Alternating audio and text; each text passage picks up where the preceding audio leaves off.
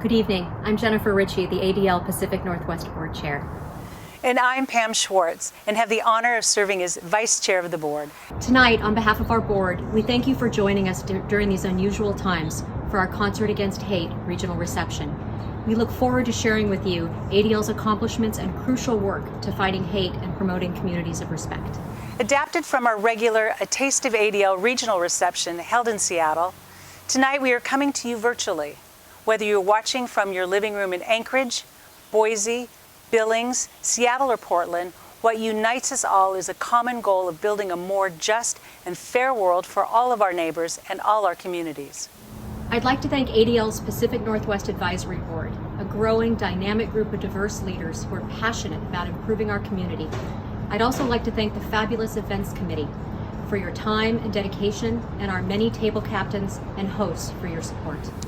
We both became involved with ADL because we are inspired by ADL's timeliness mission. For over 100 years, ADL has fought the good fight, working to stop the defamation of the Jewish people and secure fair and just treatment for all.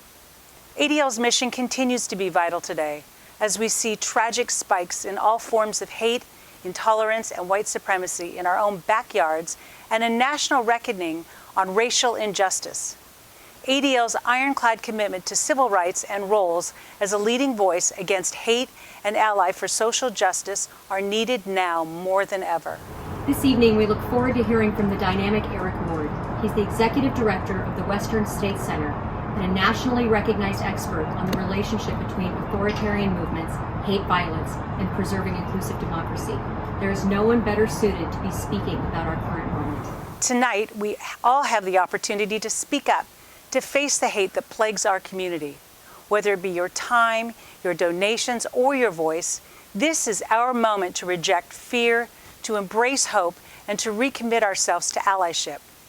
We hope that you will join us and support ADL's local programs by making a donation at seattle.adl.org/donate to help us meet a $15,000 dollar-for-dollar match. We thank you for joining us tonight and look forward to a meaningful evening. Racism isn't only the problem of black people, it's all our problem.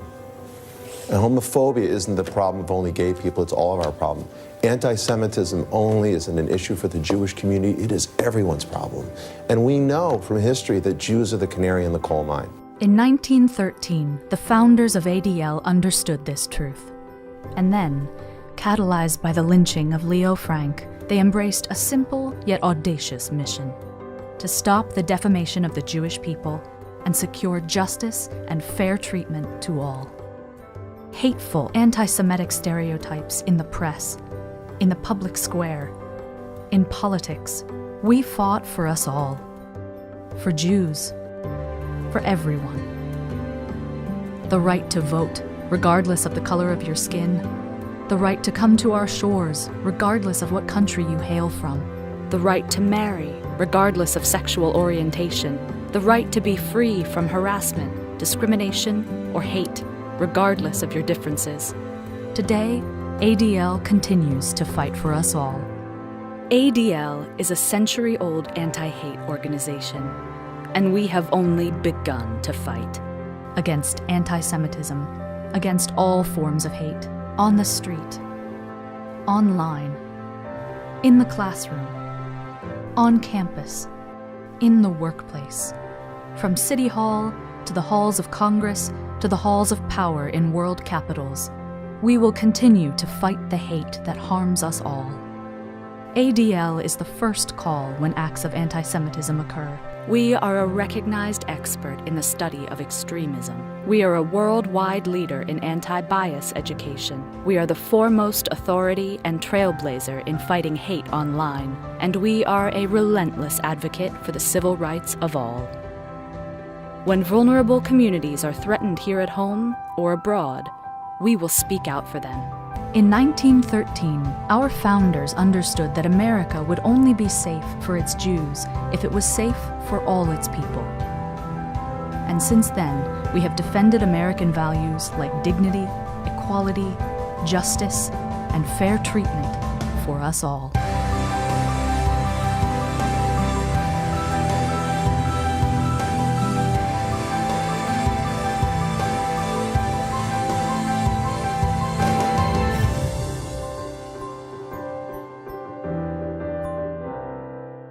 Good afternoon. I'm so pleased to join today's virtual reception in support of the Anti-Defamation League's Concert Against Hate. And I can't thank the ADL enough for all of the Herculean efforts over the decades standing up to discrimination, racism, and injustice. The work that the ADL and our community is engaged in to combat hate, extremism, and fear has never been more important. Recently, we've seen acts of discrimination and violence even right here at home in our Chinatown International District, and of course, all across our nation, resulting from the current pandemic and divisive rhetoric. At the national level, we're hearing dog whistles to white supremacists that not only is their ideology acceptable, it's patriotic.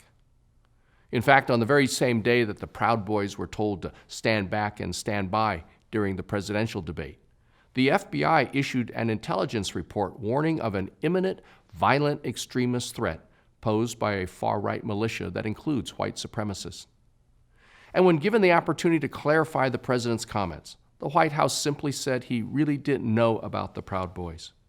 But why not also firmly, clearly, and succinctly disavow white supremacy and racism when given the chance? We cannot idly sit on the sidelines and hope for the best, because we know that when hate is left unchecked, unstoppable horrors follow. Instead, we must speak up, denounce all incidents of bigotry, and strive toward creating a more inclusive society. We must reject hate in all of its forms, including anti-Semitism, racism, and xenophobia, misogyny, and extremism. And we must counter fear with a very powerful tool: education. Teaching empathy instead of hate, hope instead of fear, critical thinking instead of scapegoating, resilience instead of rigidity. These are the values that will heal our communities and our nation. I want to congratulate the ADL for its amazing and courageous work over the decades, fighting for civil rights and securing fair and just treatment for everyone in our communities. By taking a stand against hate, working together, and building strong community partnerships, we can and will create a more equitable society for everyone. Thank you.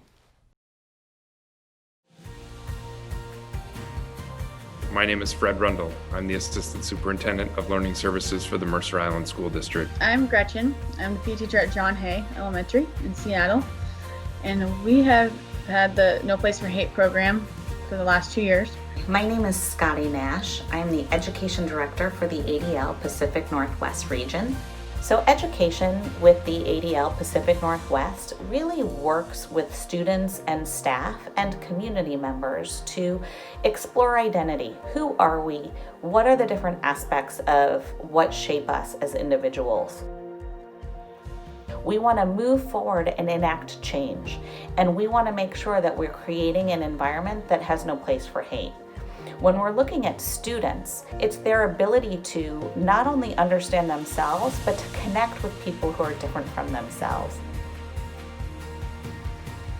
The ADL and No Place for Hate program has been a great addition to our school to help with any activities that we were trying to get started with the kids.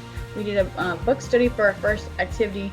Some of the kids shared their own experience from their background, and it really was a wow for the kids to hear. So that was really cool to see the peer interaction.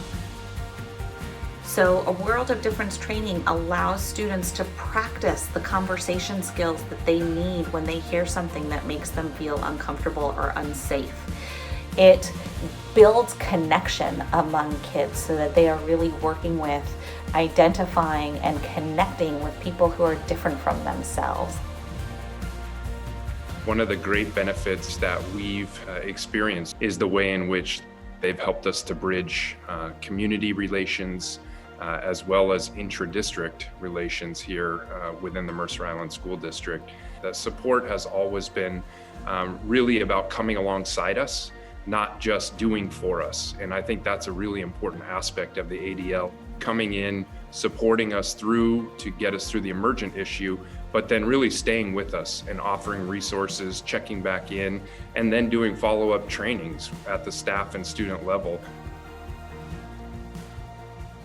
It's just really nice to see the kids finding ways where they can be kind and nice to each other. It's making us a more inclusive school.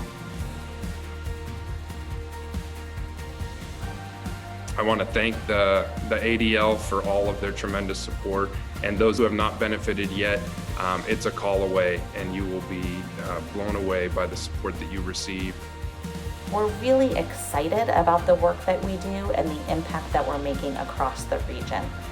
So thank you.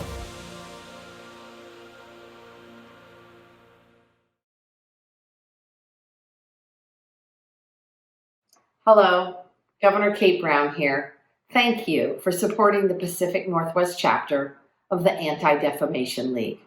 For 75 years, the Pacific Northwest chapter of the Anti-Defamation League has been dedicated to combating hate, promoting civil rights, and securing fair and just treatment for everyone in our communities. Your work includes passing an updated hate crimes law in Oregon in 2019. The ADL delivers local programs that promote inclusion and respect in our schools, train law enforcement on hate crimes and white supremacy, advocate for civil rights policies, and assist victims of anti-Semitism and discrimination. And the ADL has worked with many schools in Oregon through its No Place for Hate program to ensure that we plant the seeds of compassion early with our youngest advocates. Together, we are fighting to make Oregon a more welcoming and inclusive place to all who call this state home. Thank you.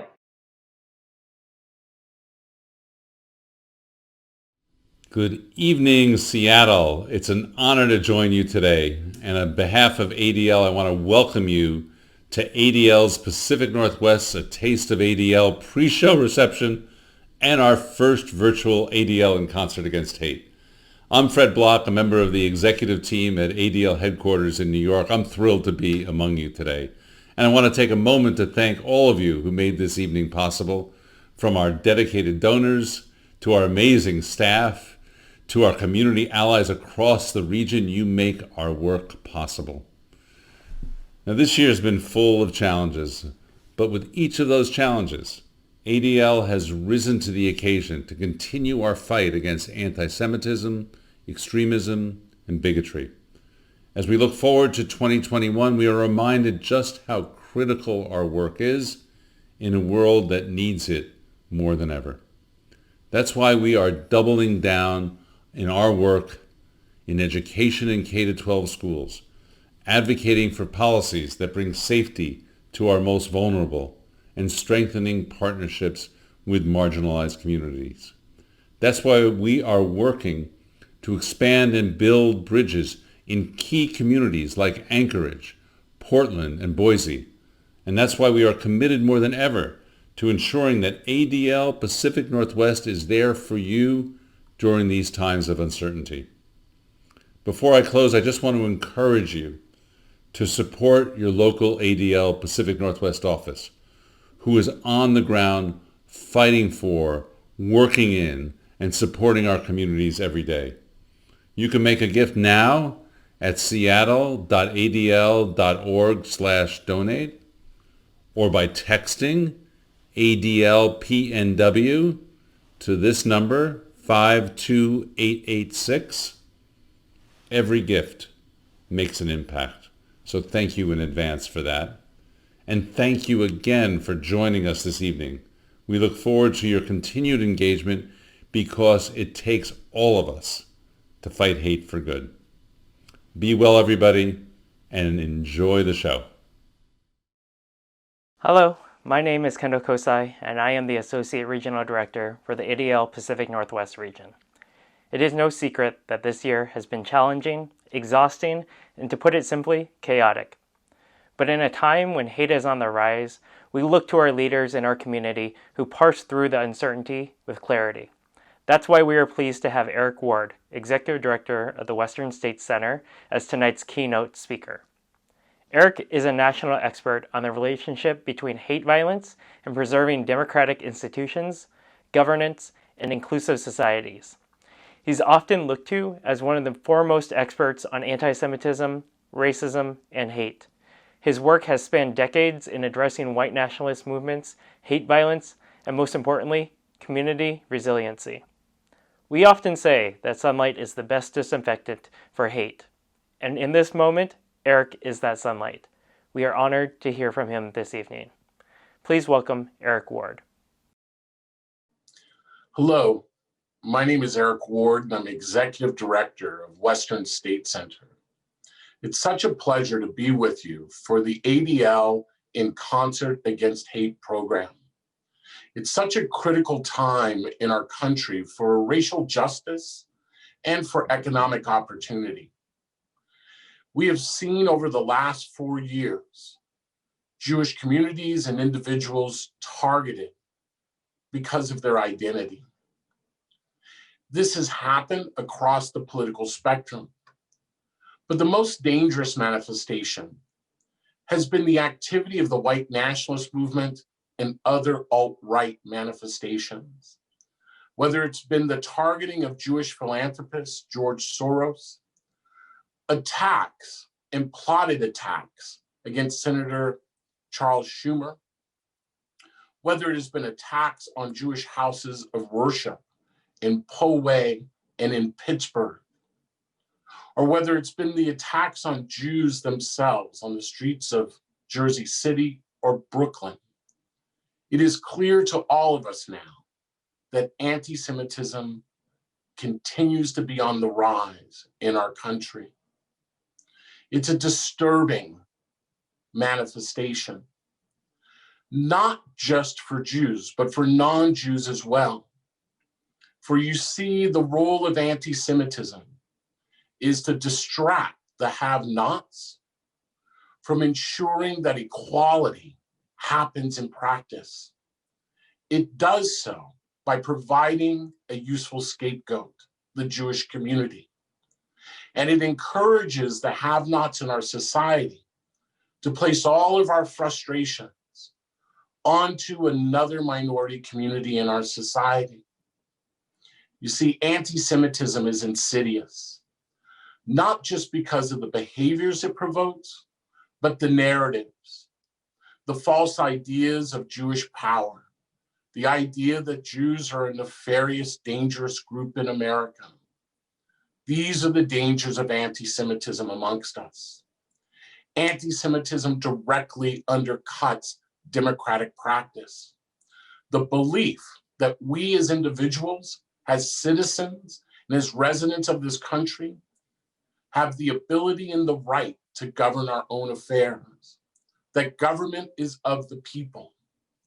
Anti-Semitism twists that notion by creating a false belief that our affairs are not governed by us, but by a secret cabal. Anti-Semitism strikes directly at democracy, but it's also anti-Black. Anti-Semitism is anti-Black in that it denies that Black people have legitimate grievances in this society. Anti-Semitism instead places us in another position as African Americans. It tells this country that we are nothing more than puppets of our Jewish masters. This is why it is important for all of us, Jewish and non-Jewish, to push back against anti-Semitism. This isn't about left-wing anti-Semitism or right-wing anti-Semitism. This is about pushing back against anti-Semitism because it directly attacks the values and the idea that everyone has the right to live, love, worship, and work free from fear and bigotry. Anti-Semitism needs to sit at the table of other forms of discrimination that we tackle within the civil rights movement in this country. For you see, intersectionality is the promise that we recognize one another's humanity and the forms of discrimination that divide us. The Black and Jewish community have much in common, even before our arrivals to the United States. Whether it was the racialization of Jewish and Africans in Spain, to whether we look at today to the forced migrations because of bigotry, whether it was from Europe or out of the southern part of the United States, Blacks and Jews both understand intimately what it means to be displaced and perceived as different because of our race, religion, and ethnicity and culture. We know what it means to be in a vulnerable moment. And here is where we find ourselves today, in that vulnerable moment. Democracy is under attack from every direction. But the narrative that feeds that attack is anti-Semitism, conspiracism, the idea of a secret cabal, the idea that Jews are somehow inherently dangerous to our society. We start pushing back against this narrative by addressing anti-Semitism. Folks have asked me often, how do we have these conversations within the civil rights community? Anti-Semitism is so complicated. It's a form of racism that targets a Jewish community that is largely perceived as white. So how can it be racism? My answer to this is that we need to understand that race is not a real biological notion. It is a social construction that ebbs and flows over time in order to create racial disparity and maintain it. We have to understand that Jews are not the first to wrestle with this question. There was a time in our society where the Irish weren't considered white. There was a time in our society where Mexicans in the Southwest were considered white and weren't. And let us not forget our Arab American brothers and sisters and family who face their own racialized discrimination regardless of the color of their skin. So too does anti-Semitism function in the same way. We have to understand that anti-Semitism is not merely a religious form of bigotry. It positions Jews as a racialized other and a dangerous one. It is a threat. As I said, while it's not just a physical threat, those of us who are non-Jewish have to understand that we too have been on the receiving end of physical violence spawned by anti-Semitism. Whether it was the attacks on Latinos in El Paso, Texas, or African Americans worshiping in a church in Charleston, South Carolina, or Sikhs worshiping in Wisconsin. While we may have been targeted because we were Black or immigrant or Latino or Sikh or perceived to be Muslim, what drove the killers in each of these instances was a belief that they were in an existential war against Jews. Let's be frank. It is time for all of us to begin to take anti-Semitism seriously. We do so by leaning in. We do so not by reconstructing silos and drawing lines that no one can pass. We do it by opening circles and inviting ourselves into hard and complicated conversations. That is at the heart of intersectionality. Intersectionality is not supposed to be easy. It's supposed to be complicated. It's supposed to make us frustrated. That's what it means to wrestle with one another and to wrestle with humanity. It is that belief, as I said, that we are all human. So it's time for us to hold up anti-Semitism. And I want to thank the ADL for its work in shepherding that conversation for many decades. I want to thank the Anti-Defamation League for working with us on voicing the important conversation around anti-Semitism and helping to keep our community safe from the threat of white nationalist violence. White nationalists are afraid of this conversation. They know that this conversation makes the civil rights movement stronger. It makes our communities more intimate.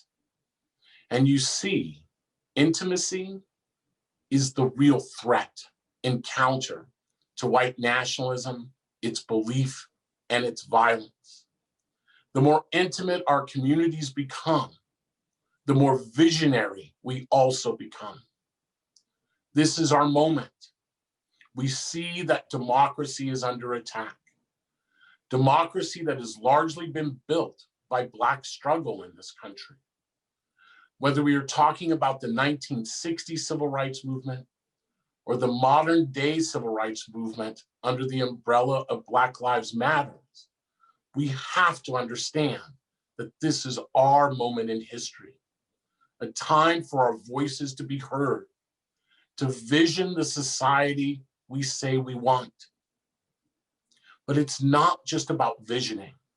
It's about rolling up our sleeves and making the commitment to democracy. John Lewis, one of the heroes of the civil rights movement of the 1960s, who passed away recently, reminded all of us when he said, until the 1960 civil rights movement, democracy was an aspiration, and that movement made it a reality. Here we sit in that reality. But it is our job to make that reality tangible, visible in our everyday life, in our institutions, and in our policies. It is time to make real that reality. And we do so by engaging along three paths. The first is drawing a clear moral line against bigotry and holding accountable all those who cross it. The second is that we hold complications. We understand that we can both be the victims of one form of bigotry while perpetrating others. It is important for us to remember that in our own conversations, so that we enter those spaces with humility, so that we enter them with the goal of strengthening our communities rather than driving each other into corners. The third, we hold all of our elected officials accountable when they cross the line from normal civil conversation into anti-Semitism or other forms of bigotry. We do that by talking to elected officials, by making clear what we expect in terms of their leadership. Finally, as we take on those three issues, let us remember that we owe those who came before us, who struggled under much harder conditions, who brought us to this point. While there's much happening in the world, and it can be seen as chaotic and quite frightening, let us also remember that what we are experiencing as a form of backlash. That means it's a response to the things we have done right, the ways that we have helped challenge racism over generations. That was done through the blood, sweat, and lives of those who came before us. We owe them their due. We owe it to them to take this moment seriously. But we also owe it to the next generation, those young people yet to be born or who are themselves children. I can't help but to think today of the daughter of George Floyd. George Floyd was an African-American man who was unarmed and killed by law enforcement in Minneapolis several months ago. His death sparked outrage and one of the largest civil rights movements to ever occur in the United States. I think about video footage I saw of his daughter several months ago. She was on the shoulders of a family friend or family member in the midst of a march. There were thousands of people on the streets chanting, holding up her father's name. And I heard her say something. I heard her say My daddy changed the world. Think about her a lot these days. Think about this young girl whose father never gets to teach her to drive. Her father never gets to hand her off to her partner in marriage. Her father never gets to see her graduate. This young girl never gets to see her father again. But she's right. Her father did change the world.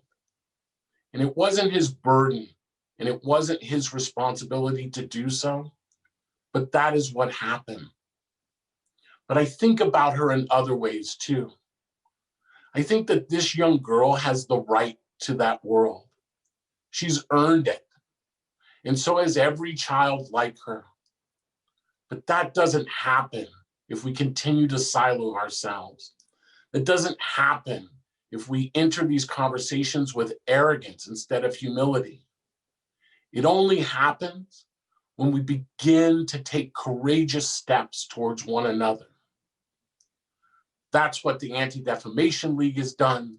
That's what this program is here for today. And I encourage all of you to lean into it. The lessons, the voices. Don't shy away from contradictions. Embrace them. Try to understand them and untwine them. Do not demand perfection of one another. Demand that we believe in one another and we believe in our good intentions. Lastly, believe that America's best days are still coming. They are right around us. We can see it on the distance. Belief in one another, belief in our society, belief in what we can be is the fuel that is needed. Embrace intimacy. It is not something to be frightened of. It is something that we should relish and cherish as one of the highest values of what it means to be an American. Thank you.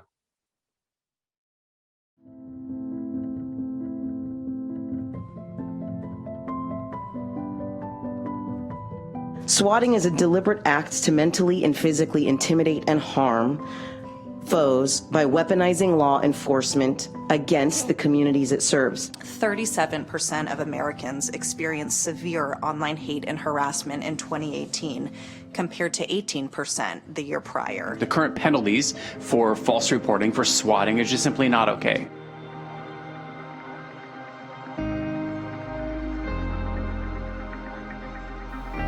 Swatting is neither a hoax nor a prank. Unfortunately, it's been used against countless individuals to spread fear and terror. And yes, in one case, it even cost an innocent person their life. In this day and age, when we're all spending more and more time online, there's no doubt that swatting is going to continue to be a threat that we must contend with. I've been really proud to support the work of the ADL, especially the last few years. They not only know how to lead, but they know how to build coalition in that leadership and also provide support and allyship when needed on issues where they're not the lead. In particular, working with them around hate crimes legislation and the Hate Crimes Task Force has been an exceptional honor. Also, the work that they did to lead on the anti-swatting bill. While they know that there's not one piece of legislation that solves everything, they've shown up in community and they've helped to build coalition to ensure that other people can show up as well. This is House Bill 2632. This increases the seriousness of falsely reporting a crime when it results in death or substantial injury. This offense can have serious consequences. This bill will help deter this behavior and allow victims to recover from their losses.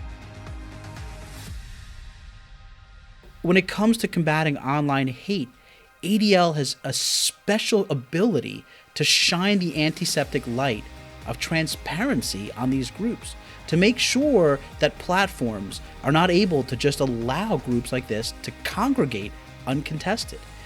That's one of the beauties about ADL. They know how to not only lead on the issues that are important, that they have expertise, but they know how to show up and be allies when they may not be the lead on a particular issue. It has been an honor and a pleasure to be able to work with them the last few years, and I hope that you will continue to support them and their work as they show up for community.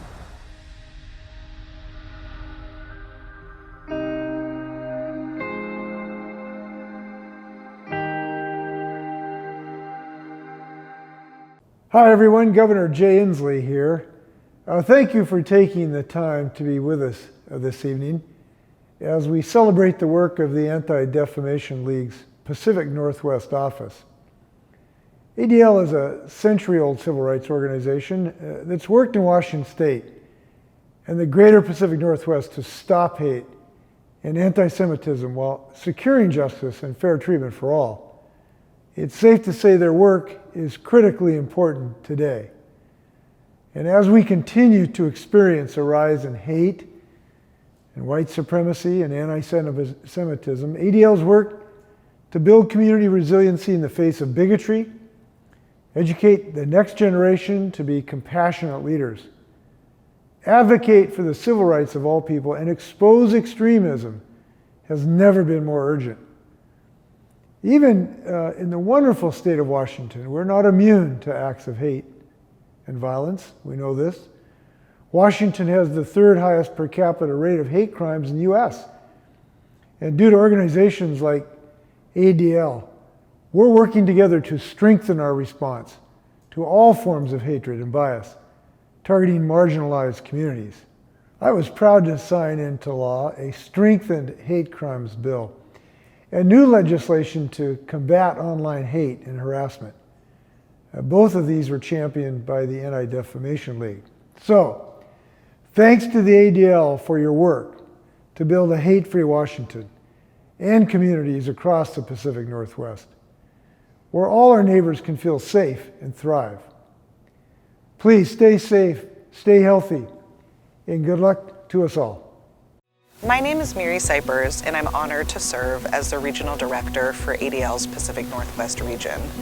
On behalf of the ADL family, I thank you, our supporters and allies, for joining us tonight in a powerful show of solidarity as we seek to build a more just and equitable community.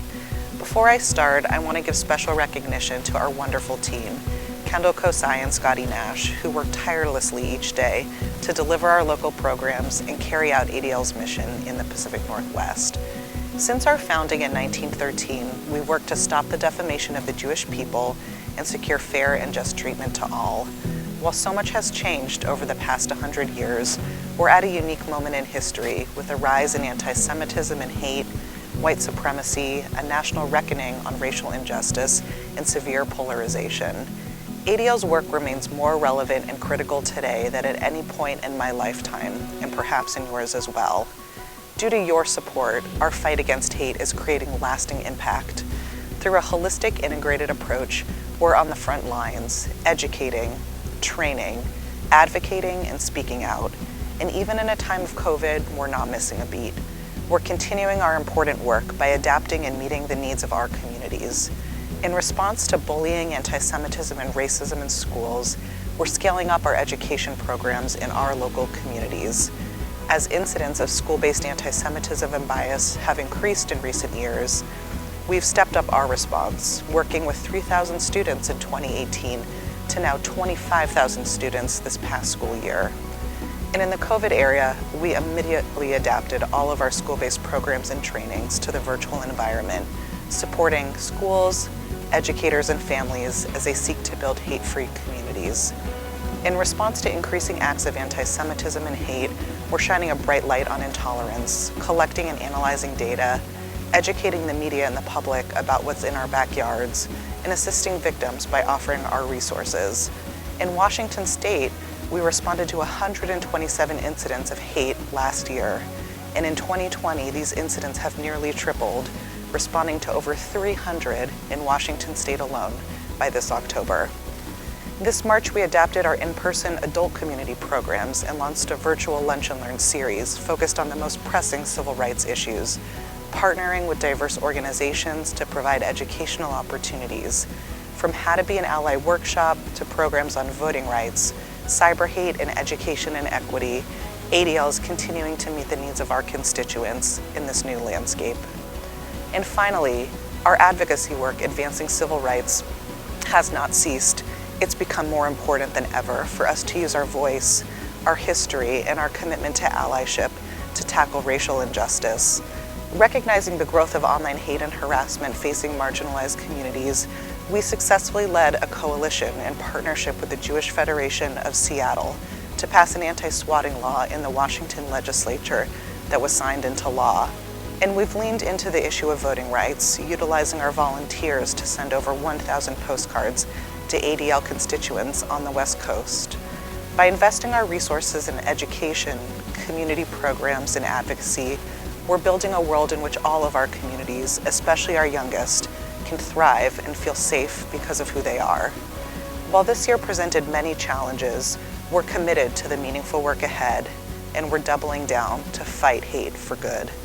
We thank you for standing with us and supporting our local programs as we continue to make our communities no place for hate. Hello, my name is Rachel Levinson. And my name is Matthew Cantor. Last year, Matthew and I had the opportunity to participate in the ADL Pacific Northwest Glass Leadership Institute program, a 9-month program for young professionals that empowers the next generation of leaders with the tools to fight anti-Semitism and hate and build a just and inclusive society. Sessions dove deep into the issues that the ADL Pacific Northwest works on, including online hate, education, extremism, and community building. We met with our elected officials to advocate for meaningful change. We gained tools to become anti-bias leaders, and we worked to fight hate in our communities. My GLI experience was transformative to learn about the infrastructures that exist to fight hate in my hometown. And the ADL is important to me because anti-Semitism and all forms of bias are everywhere. Everyone is being attacked right now, and we need organizations like the ADL to exist so that we can fight them. ADL is important to me because hate is on the rise, and I believe ADL is in the best position to help create and foster respect and love and inclusive among our nation's most vulnerable youth.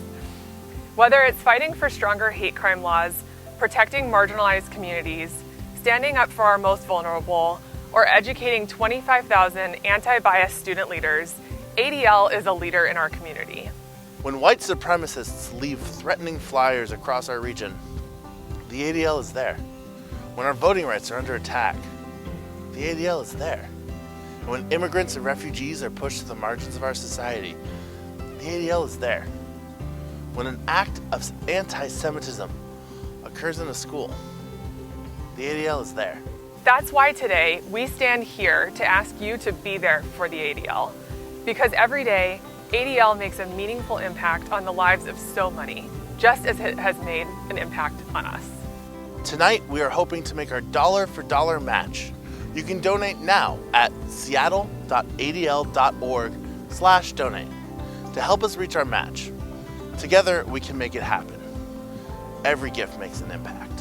Whether it's fighting for stronger hate crime laws, protecting marginalized communities, standing up for the most vulnerable, or educating for future anti-bias leaders, ADL is a leader in our community. Thank you again for your support. Together, we can make a difference in the lives of so many. Hello, my name is Jill Friedman, and I have the honor of serving as the incoming chair of ADL's Pacific Northwest Regional Board. I want to express my deep gratitude for your generosity tonight. Although we couldn't be physically together, your commitment to bettering our local communities inspires me to continue working towards a just and hate-free world. We cannot do this work without you, our friends and allies. We now invite you to join us for ADL's National Concert Against Hate, a 25-year tradition going virtual for the first time.